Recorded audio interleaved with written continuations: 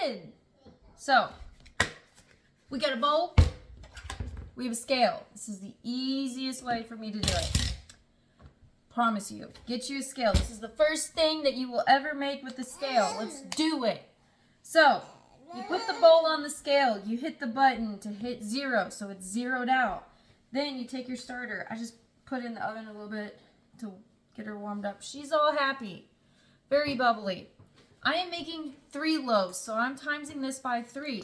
But first you're going to put 100 grams. If you're only doing 1 loaf, 100 grams of starter. I'm doing 300. And you wait till that number hits 300. 160, 70, 200, 250, 70. Come on. 290. 294, 296, 300. Okay. Next, for 1 loaf of bread, you would do 325 grams of water. But since I am doing 3 instead of 1 loaf, we are doing 975 grams of water. Ideally, you want it to be room temperature. Mine is a little bit colder, but I did try to warm it up just a little bit. So, we're taking this. We are hitting 0 on the scale. So this is zeroed out, and then we measure our water. Pour it in till it says what you need.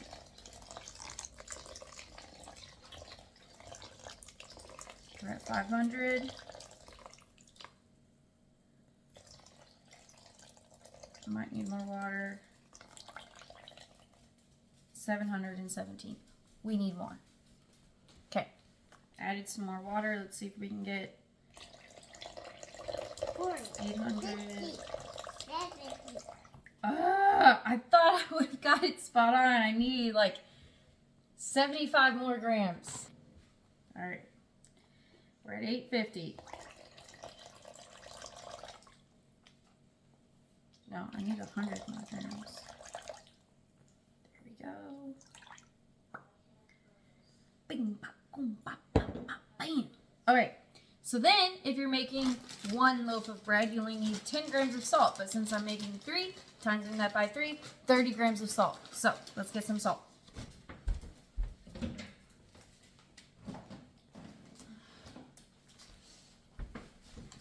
Once again, zero out your scale. And you take your salt and you dump it. No, I'm just kidding. I do a little bit at a time. 3 grams, 5 grams, 7, 11, 19, 21, 23, 25, 26,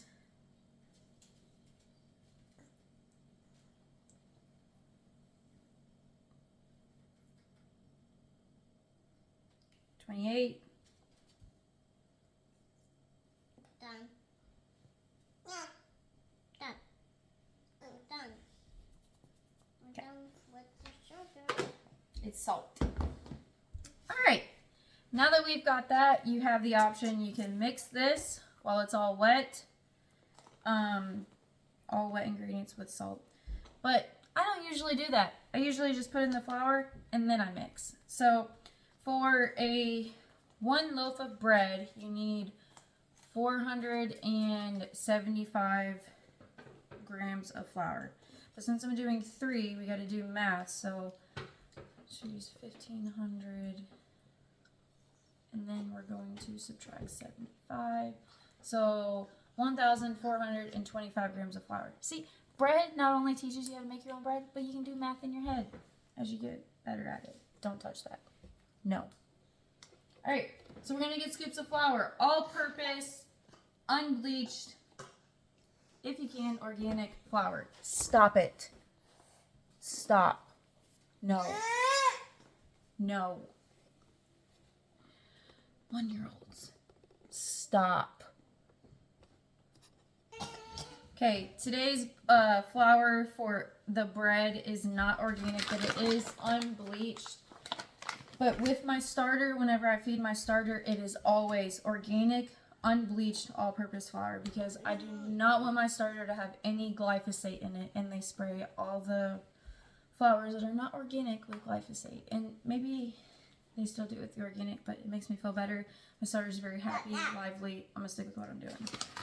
Anyways, you do not have to use bread flour, but I got a good deal on this, so sometimes I use bread flour. We have $0 scale. We are going for 1,425 grams of flour because we are doing 3 loaves. If you're only doing 1, it's $4.75. And I love this because you just dump stuff in. You don't have measuring cups, nothing. You just give yourself some grace. Like right now I'm at 600. No, I'm not stopping yet. 700. And you just, once you get closer, you slow down. Less dishes. Yes, please.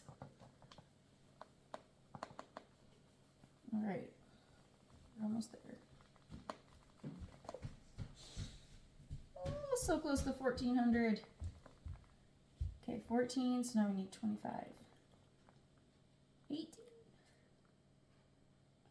19.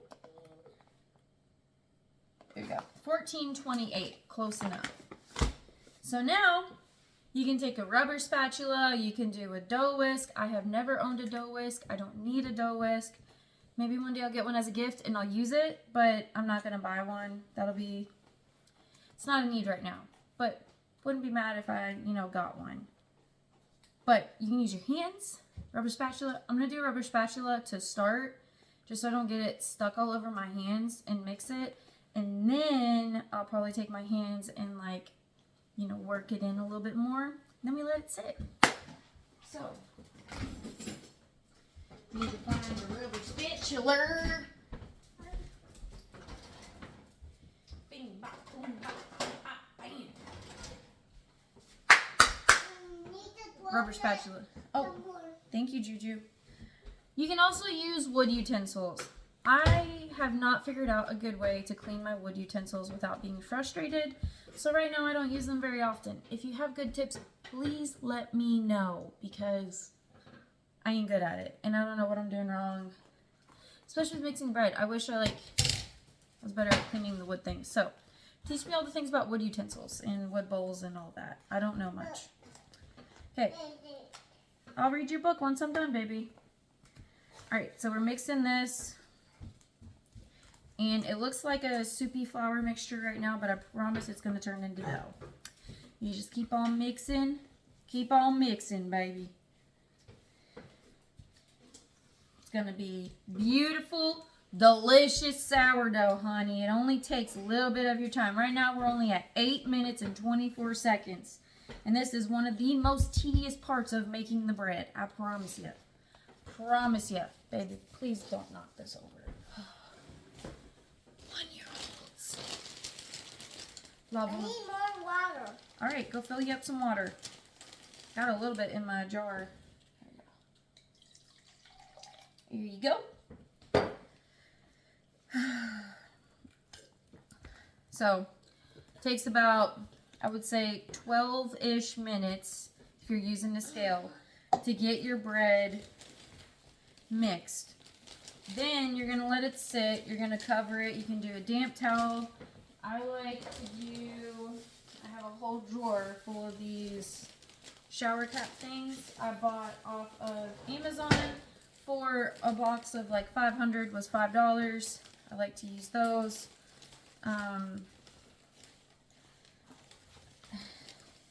You can use whatever you want. But you'll cover it, and all you do, which we'll add that to the next part of the series, is you cover it, let it sit for 30 minutes, then you'll do some turns and folds. And you'll do that 2 more times before you let it bulk ferment. And then bulk ferment, all that means is you're just letting it sit. So you can let it sit out on the counter for 2 to 3 hours and bulk ferment, or you can do cold fermentation where you put it in your little bread basket And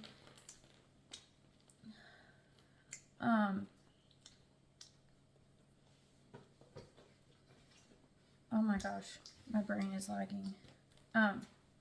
You put it in your bread basket and then you put it in the fridge and you let it cold ferment for about 10 to 12 hours.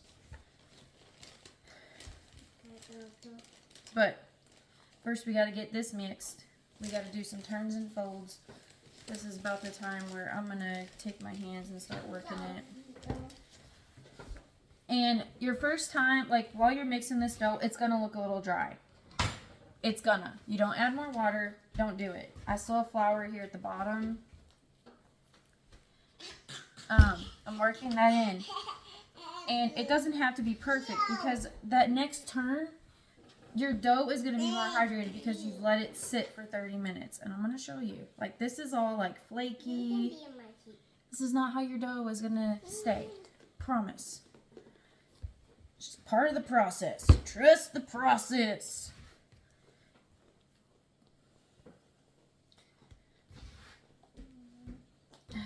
So I try to just work in some of that remnant flour. But I think I'm going to stop here. It's still very flaky, but it's got some sticky parts. So now what I'm going to do is, and I did wash my hands before I started all this. Just a FYI, because we're making food.